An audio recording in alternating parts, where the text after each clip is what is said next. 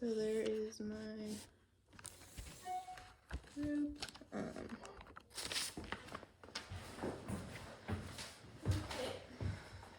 Thrombosis.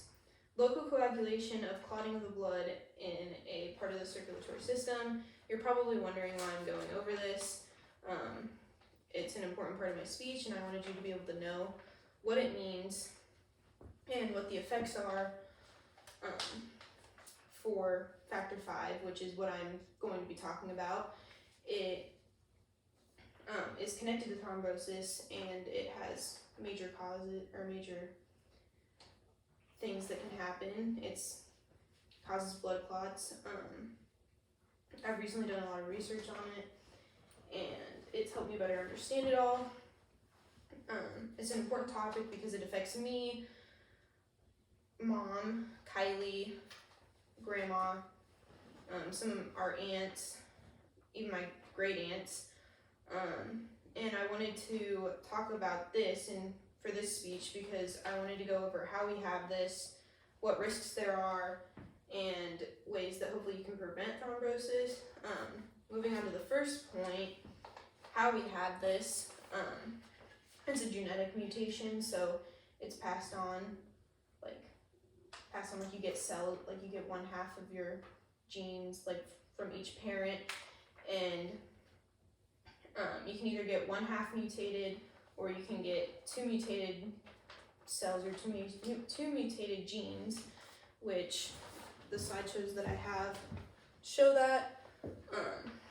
This shows like if you were to have 2 mutated genes and you were to have children, your kids would have both sets, or not both sets, they would only have 1 set, which having both is called a homozygous, and heterozygous is only having 1 set.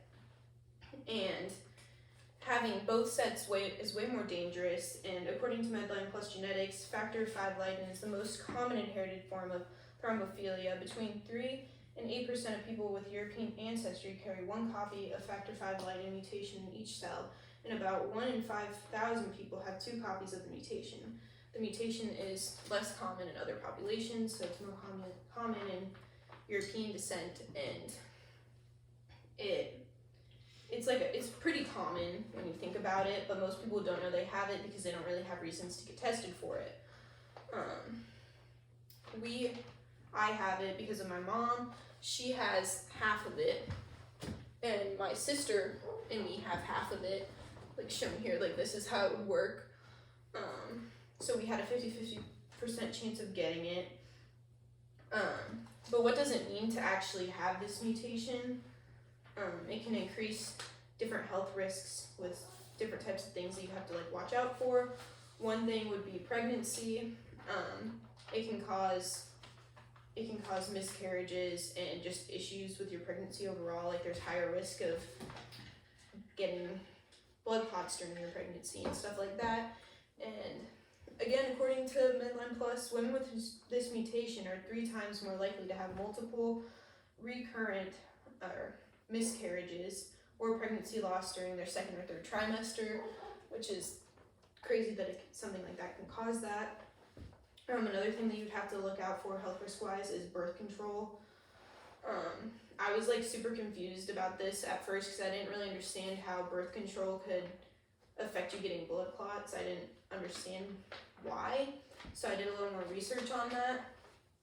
And according to Abu Ismaili, estrogen leads to increased thrombin generation and fibrin clot formation by increasing the levels of variable coagulation proteins and decreasing levels of anticoagulant proteins, which that's just like a word jumble, but that just means that estrogen is naturally, it just increases the proteins that make blood clots, and it decreases the ones that take them away or deblock them, I guess.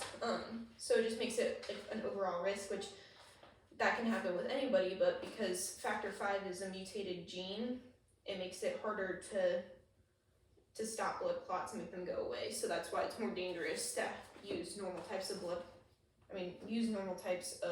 birth control. And another thing that's like worrisome with this is that it increases with old age. Like health issues and like the risk of actually getting it. And this picture shows how the chances of getting blood clots with factor V increase in your 80s. You are out of this says right here, it says out of 100,000 people, 1,000 out of 100,000 people in their 80s are more are gonna get blood clots, which is crazy because you can see how low it is. But I'm assuming there's a few reasons for that, which I'll get onto that in my next point, which is avoiding thrombosis. And I think the connection with that is that when you're older, most of the time at that age, people are retired. There's other health issues. They aren't moving around as much, which that is an issue with blood clots because there isn't as much blood flow, and it can just help cause more blood clots. And really, just to help prevent and avoid it, you need to try and stay as healthy as possible, which means working out daily, eating healthy, and just having a good lifestyle, trying not to be overweight, and also just trying to keep down your blood pressure, which is important. And wrapping up this speech, I hope that you guys understand a little bit better how you can get this, like how it's inherited and how it can increase health risks, and like with pregnancy and birth control and even older age, and maybe there's some ways to prevent it. There's no cure for it, but there's some ways to prevent hopefully getting thrombosis. And really, this could change any of our lives quite significantly, I think. And I would like to point out how lucky we are as a family that nothing like that has happened. Like, maybe not with me or mom, but even with Nana, like my grandma, or her sisters, that none of them have gotten blood clots. And I would just like you all to like think about that, and how, like, even though the odds are slim, there's still a decent amount of chance that something like that could happen.